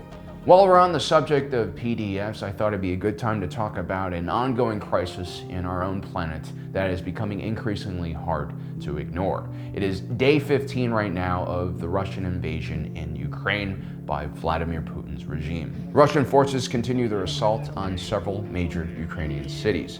I've talked to my friend Lou, an American Ukrainian who recently crossed the border into the country. The fighting spirit of the Ukrainians is still strong, and every day more civilians join the battle raging on the front. These are people just like you and me. They work in the service industry. They're teachers, first responders, IT workers, and lawyers. Many of them have never fired a weapon before joining their local territorial defense forces. I've listed several organizations you can donate to in the description down below. These are all cash donations. If you actually want to donate supplies, because I know some of you guys have asked me about this, it's becoming increasingly hard to get stuff over there. If you do have Ukrainian friends or coworkers that you can really trust, you can just donate directly to them. A lot of these guys are going to return back to Poland and physically bring all of that gear basically to the front themselves. That's what my friend Lou did. There's also a lot of Ukrainian civic organizations that are organizing equipment and bringing things to the front, just carload by carload. It's basically become a grassroots movement in military logistics. Amazing. Well guys, thank you for your patience. Let's continue on with the rest of the video.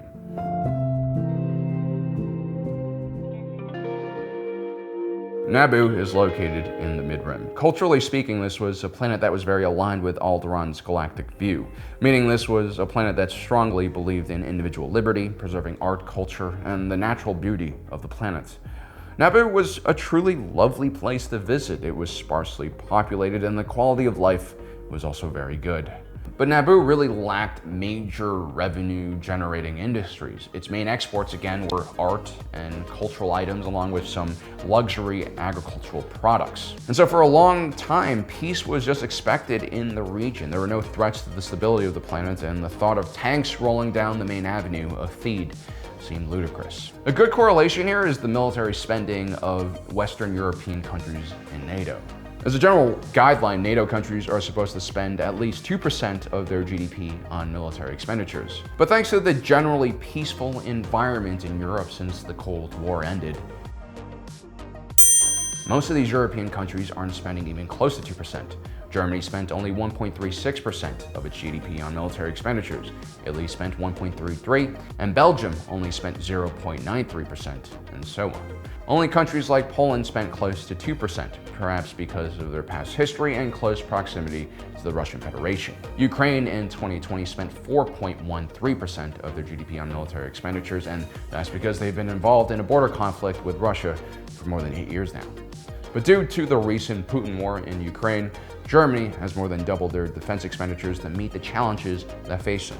I expect many other European powers to do the same.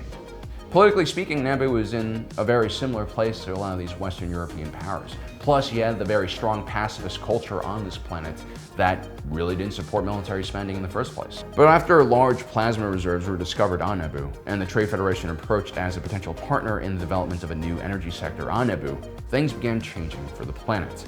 The Royal Naboo Security Force, which was basically just a Secret Service-like entity, all of a sudden had a lot more funds and grew to a much larger size. Naboo's leaders realized that opening themselves to the galactic economy could lead to future crises, especially now that they were a major energy producer. The Royal Naboo Security Force would grow to around 10,000 to 15,000 individuals in size. This included a core elite group of commandos that guarded the Monarch, a larger group of guards that guarded the palace grounds. They also had access to a small collection of ground vehicles. You also had the Naboo Royal Space Fighter Corps, which only had a few squadrons and 1 starfighters.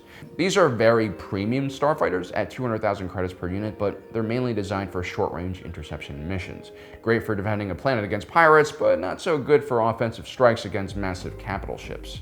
The Royal Naboo also had some larger luxury yachts, but most of these ships were unarmed and designed for diplomatic civilian use. And that's about all Naboo really had, 10 to 15,000 poorly equipped security guards and a few squadrons of fighters.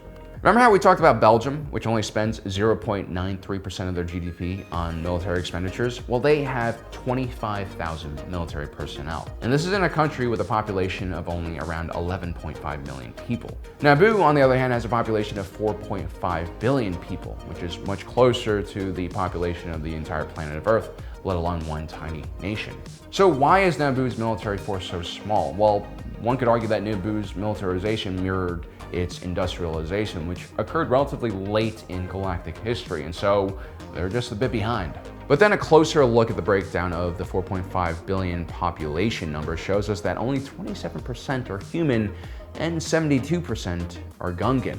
The Naboo royal government only represents the human part of the planet. The Gungans actually have their own military force, and even though Naboo and the Gungans don't always have the best relations, when the Trade Federation blockaded the planet, they would actually join forces together. Still, Naboo's planetary defense forces plus the Gungans were far too small to really repel a Trade Federation invasion, which is why they eventually went to the Senate for more support.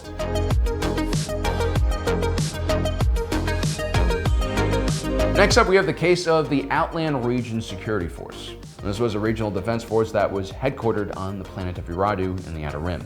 The Outland Region Security Force's jurisdiction wasn't just one planet. Instead, they protected the entire greater Siswana sector, which included several other minor planets. Iradu was one of the more developed worlds in the Outer Rim. The planet had a rich reserve of lamite ore, a key component in transparent steel, which could be found on every ship in the galaxy. Grand Moff Wilhuff Tarkin's family were considered one of the founding families on this planet, and most of the men in that family would eventually serve in the Outland Region Security Force. Ranulph Tarkin, the uncle of Wilhuff Tarkin, was one of the leaders of this organization. Ranulph Tarkin also represented the planet of Iradu in the Senate. He was considered somewhat of a militarist by his colleagues. He led a hawkish group of senators who wanted to reinstate the federal military. Ranulph Tarkin would greatly increase the defense budget of the Outland Region Security Force. He basically wanted to make it into a quick reaction force that could be called upon by any Republic world.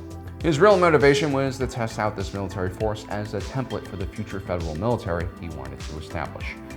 Iradu was a planet with a population of over 22 billion. It was a heavily industrialized planet with many different military-related industries that could basically support a standing army. Originally, the Outland Region Security Force was mainly tasked with fighting pirates and local bandits. But prior to the Stark Hyperspace War, the Outland Region Security Force received significant updates to their equipment. This included new armor, weapons, and heavier squad support weapons. You can really see the difference in kit between these guys when compared to the Royal Naboo Security Force. The Outland Region Security Force also had at least a few dozen larger Corellian warships in their fleet. This included several Counselor-class space cruisers and Corellian Star shuttles. Many of these ships were donated to the cause by other pro-military worlds like Commodore and Rendeli. These planets also happen to have robust ship manufacturing industries themselves. The fleet also deployed several wings of A-6 interceptors. These were short-range light interceptors that were more similar to TIE fighters than X-Wings in price, ability, and size.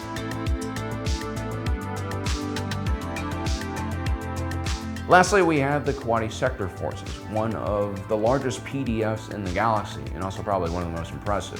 Kuat, as some of you might already know, is home to the massive Kuat Drive Yards. This is an orbital shipyard that rings the planet. It's produced some of the largest and most fearsome battleships in galactic history. Kuat was located in the core, one of the more safe and stable regions of the galaxy, yet it still had a massive planetary defense force for two major reasons. Number one was that Kuat Drive Yards is considered one of the most strategically important planets in the Republic because of its shipyard, and so it needs its own permanent task force.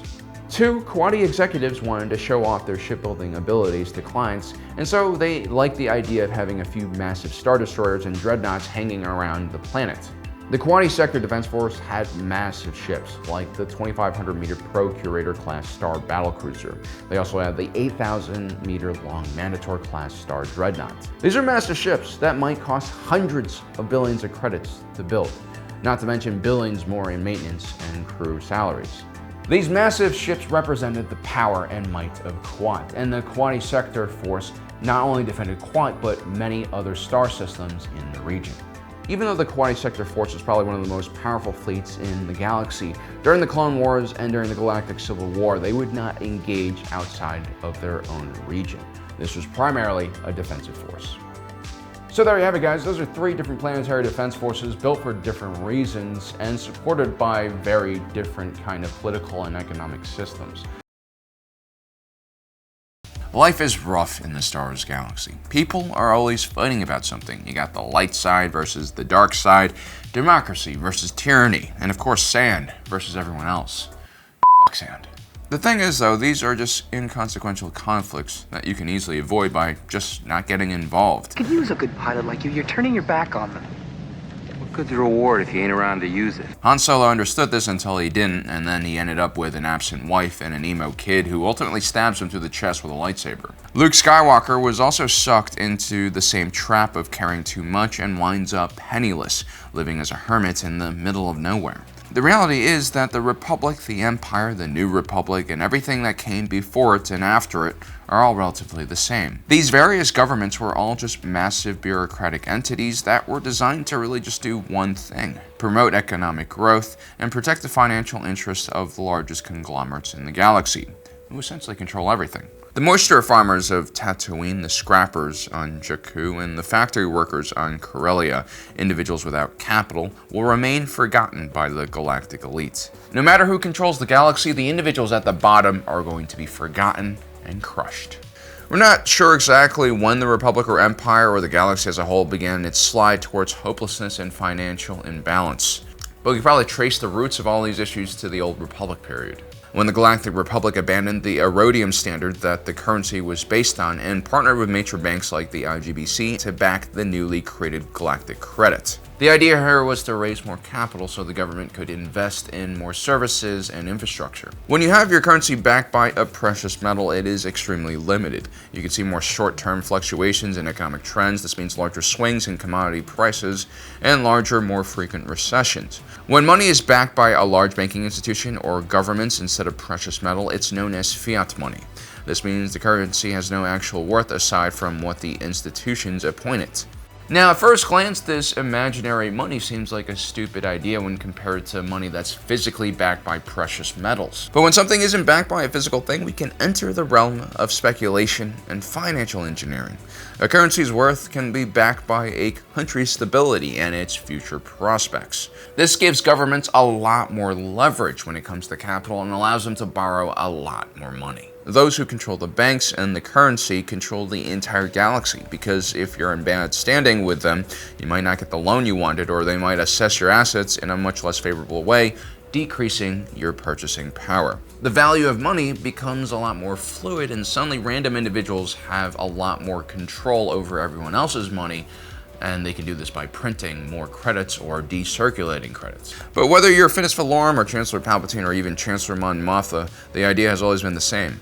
Borrow and spend money that you don't have right now, and hopefully in the future your investments will pay off and your population will rise so that they can cover all the debt you just took out. The problem is, if the spending is poorly planned or destroyed, as in the case of the Death Star, then all of a sudden you have a massive amount of debt and nothing to show for it.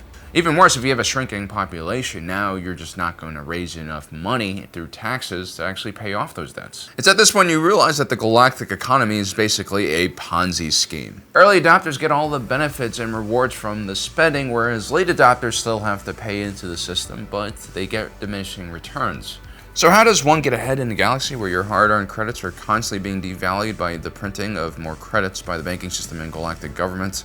Well, I recommend you place your money in the one place that grows alongside consumer prices and service prices, and that is the Intergalactic Stock Exchange. Stock exchanges are technically where people raise money and move around capital, but nowadays it's just all gambling. But it's still the one place where a private citizen can latch on to the success of corporations who have massive amounts of capital, the only thing of value in this galactic society. And that's because if you have capital, you can leverage that capital, borrow more capital, and use that money to squeeze out competitors and basically monopolize your profession, which seems to happen in Star Wars in every industry almost. Some of those corporate powers are so massive and large that they are considered essential infrastructure for the galaxy, and therefore in times of economic crisis, the government will do everything in its power to keep these types of companies. These companies are too large to fail, and I highly recommend you invest in them. And I'll also explain to you guys some other interesting financial products and companies you can put your hard-earned credits into.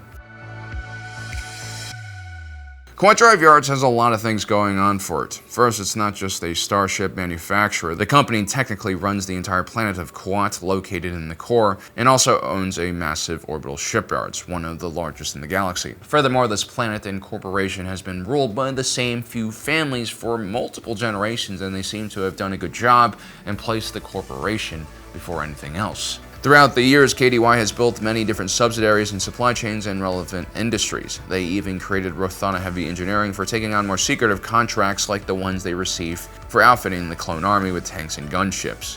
And while many corporations like the Trade Federation and Techno Union decided to play both sides of the Clone Wars, KDY was smart enough to play only one side, the Galactic Republics, the eventual victors of the conflict. The Trade Federation and Techno Union were more or less dissolved with the end of the war. Meanwhile, KDY would become the official starship manufacturer for the Imperial fleet. It did enjoy the help of taxpayer subsidies, which greatly increased the company's ship-producing capabilities. Now, even in a worst-case scenario, if the New Republic manages to defeat the Empire, Kuat Drive Yards is still going to be perfectly fine. It's highly unlikely that even the rebels will damage or destroy KDY. The facilities on this planet are priceless, and their preservation will be very important. When Bacta was invented, it changed the medical world. This thick fluid made from bacteria and exotic barley was a one-size-fits-all solution for almost every type of medical ailment in the galaxy. Now, Bacta was invented by the Vratix insect race. Their homeworld of Thyferia in the Inner Rim was the sole place in the galaxy where this miracle fluid could be created. Two companies known as Zaltan Corp and Zufra Corp control the entire Bacta market. Some might call them the Bacta cartel behind their backs. They are essentially a duopoly, and they frequently price-fixed their products and grossly inflated the cost of this essential fluid. Kind of like what corporations do with insulin here on our planet. Well, these two Bacta companies certainly are immoral for doing this. Their collaboration with the Empire, their control and dominance of the Bacta market, along with their frequent payout to shareholders through dividends, means that this is a stock you really can't ignore. Unless you really are ethically, repulsed by this company, which I do understand. Now, Blastech Industries was originally a subsidiary of Bactoid Armor Workshop, which I know is a company that probably worries a lot of you guys out there. Bactoid Armor Workshop supplied the Separatist Alliance with many of their vehicles and armor during the Clone Wars and were essentially blacklisted and destroyed after the war as a result. But Blastech Industries was actually smart enough to lead the Techno Union before the war even started, and would remain the main supplier of small arms to the Grand Army of the Republic, and with the rise of the Galactic Empire, they would also supply the Stormtrooper Corps. I mean, even when the First Order Resistance War came out, Blastech was somehow able to skirt around the Galactic Concordance Treaty, which banned arms manufacturers from selling weapons to the Imperial remnant. They were still somehow able to get their products through to the First Order. Now, we've only mentioned Blastech's state contracts. Their pistol and blasters were also widely used by the civilian populace, and their control of a large share of the arms manufacturing industry also meant that the Alliance to restore the Republic and even the Separatist droid army would have to use some of their products. Also, famous individuals like Han Solo visibly rocked Blastech favorites like the DL-44, which definitely improves the brand's recognition. Yes, I bet you have. Not only does Blastech have a monopoly over the small arms industry, they have a monopoly over an industry in which if you sell more products, it'll just create more demand for that same product. This is a very profitable business model. The Mask Holdings is probably the most important company that you've never heard of, and as of now, I don't think it's being publicly traded, but that might change in the near future. What does the Mask Holdings do? Well, it's a financial group that holds a massive amount of wealth through generations of smart investments. More importantly, this organization was used by Darth Plagueis and Darth Sidious to manipulate and bend the political world towards their desires. You see, Mask Holdings was a lobby and political pressure group that was involved in almost every level of government. They were the ones who founded the Clone Army. They were the ones who helped Palpatine get into power. But now with Plagueis and Sidious expired, who runs Mask Holdings? Well, most likely a Mune like San Hill or someone along those lines. A boring bureaucrat. And now that the Sith are removed from the operation, the more rational Mune will most likely just run this company like any other financial portfolio. I estimate they'll have to raise a little bit of capital after a few decades of decline and stagnation. And so this might lead to an initial public offering, something I would definitely jump on. The Sith might be gone and no longer backing this product, but the Mune still control the money, and through the money they control the galaxy. So there you have it, guys. Those are 4 financial products that I recommend you guys check out. Obviously, I'm not a fiduciary, so this advice to you guys is probably illegal in the Star Wars galaxy somehow.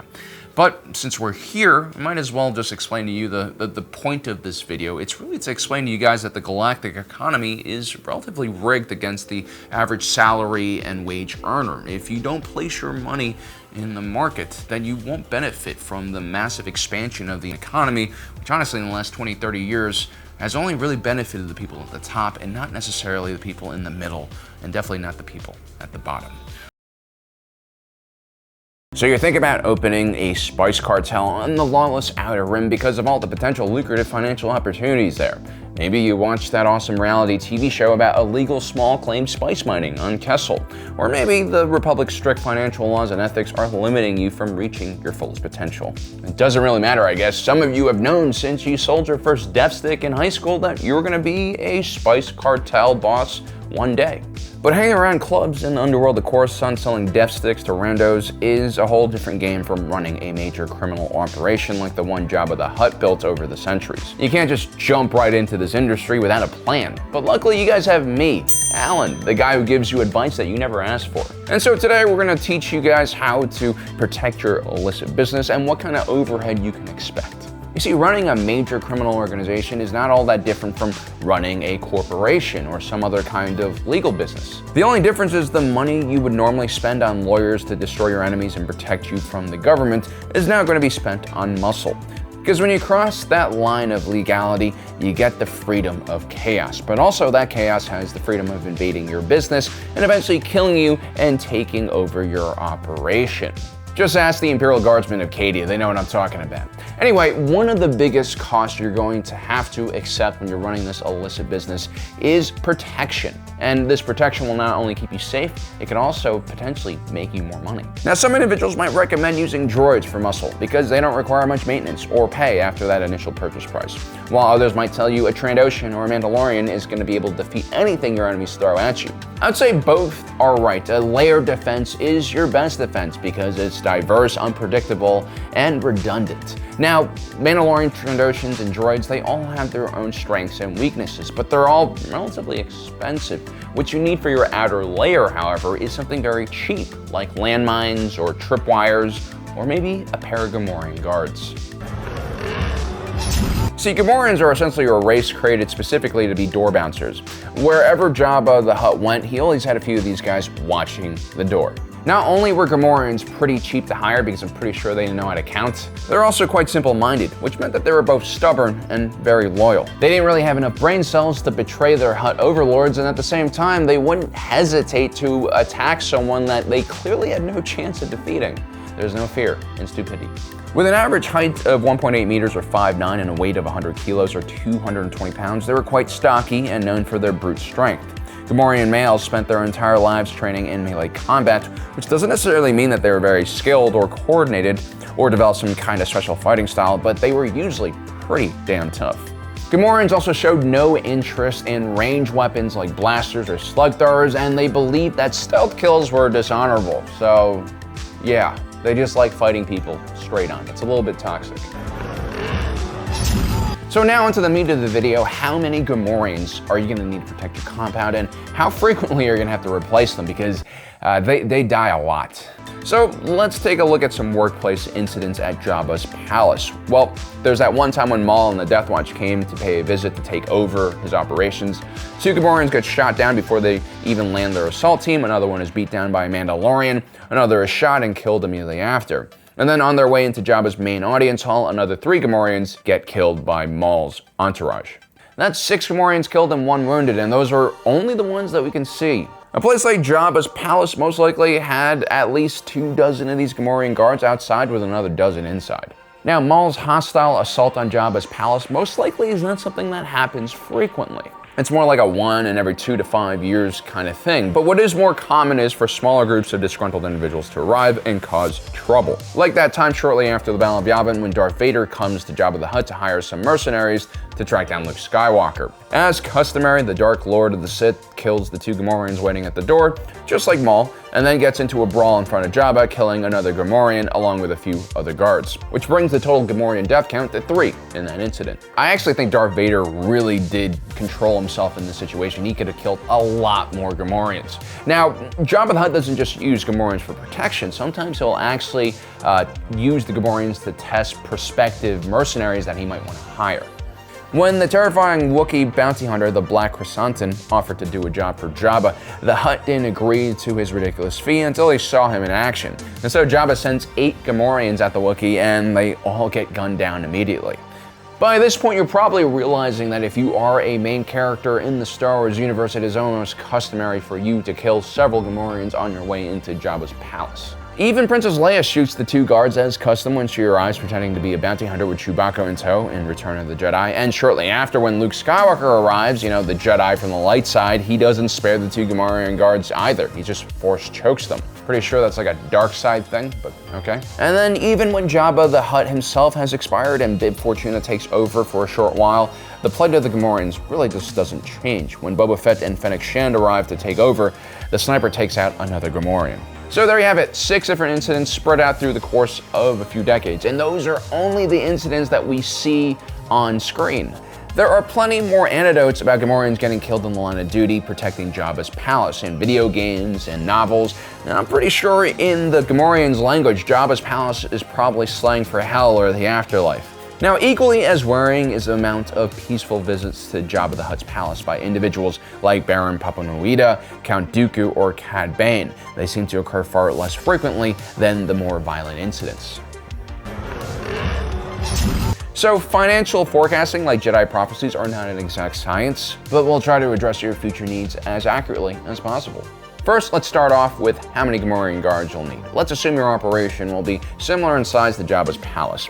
I would say it's customary to keep at least 2 or 3 Gammoreans at your door to screen any troublemakers. These Gammoreans will soak up stray blaster bolts, lightsabers, detonators, Sith lightning, or any other crazy weapons that potential visitors can bring to your palace. The idea here is to test the patience of these new visitors and see how much they are willing to cooperate with house rules. Now, obviously, instead of Gammoreans, you could just use landmines, but I believe Gammoreans are a little bit more polite towards your potential visitors. And, Jabba the Hutt has a lot of visitors, and a lot of them are going to be sketchy as hell.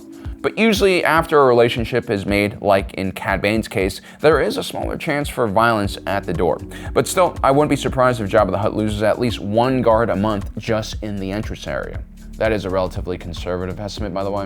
At the same time, you can expect attrition to wear down your Gammoreans. They don't have a very long lifespan, not because of biological limitations, but because they are incredibly stupid and prone to accidents, and also violence amongst each other for no reason. On a yearly basis, you can expect at least 3 Gammoreans to die from workplace accidents or infighting. And then on a bi-yearly basis, another gang or a powerful group of individuals will try to take over Jabba's palace. These incidents can really put a dent into your spending budget. The loyalty and stupidity and lack of ranged weapons by the Gammorean guards means that you'll probably suffer heavy casualties in any large skirmishes, so you can expect to lose at least a dozen Gammorean guards every 2 years. And so on a yearly basis, you're probably going to lose at least 21 Gammorean guards a year, and perhaps more if you decide to actually send Gammorean guards on away missions, which honestly is a terrible idea because they could get scared or hungry or lost or all 3, and then they'll revert to rampage mode, at which point they'll probably get gunned down. And so, while this estimate might seem a bit high, it's always good to look at the worst case scenario and understand what the cost associated to your business could be. I mean, sure, you might have a peaceful year or 2, but peace never really lasts in the Outer Rim. Generally speaking, I recommend recruiting Gammoreans straight from the clans themselves. These aliens are ridiculously stupid and can be tricked into completely unfair and unbalanced contracts. Sometimes Gammoreans are just happy to have something to do and some skulls to crush. Just don't make them read or sign anything because that will get them angry and that will probably get you killed. Also, don't use recruiting agency guys. They're gonna try to entice you with offers to give you free replacements for any Gammorean guards you lose.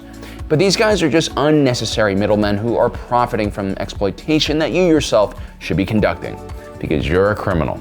Anyway, guys, I hope you enjoyed today's episode. Let me know in the comment section below if you disagree with my estimates, and if you have any good alternatives to Gammoreans to guard your, criminal cartel base. Well, if you guys have made it up until this point, congratulations and thank you. You've basically sat here and soaked up hours of information on Star Wars economics. Hopefully you've learned something positive that you can take with you on the rest of your journey. Well, guys, my name is Alan, reminding you that my allegiance is to the Republic, to democracy. I'll see you next time.